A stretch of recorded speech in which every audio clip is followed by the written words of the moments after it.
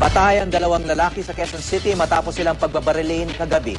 Dahil wala namang kaaway ang mga biktima ayon sa kanilang mga kapitbahay, tingin nila kasong mistaken identity lang ang insidente. May news to go si Oscar Oida.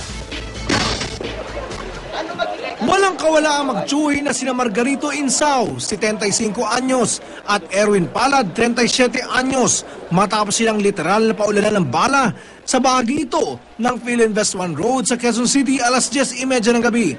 Nakatambay ang manonood ng mga biktima sa harapan ng kanilang junk shop nang biglang sumulpot ang dalawang lalaking nakaitim na jacket at pawang may mga suot na bonnet. Natutulog na ako, nakahiga na ako. Tapos naman, biglang higa ako, may narinig akong paputok. Akala ko yung paputok lang na anumang sunod, kinabahan na ako.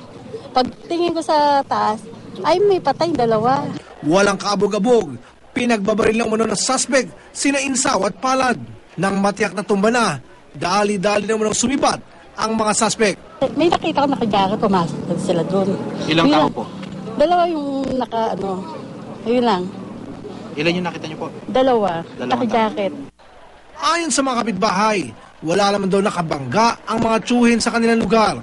Hindi naman daw mga sisiga-siga ang mga biktima.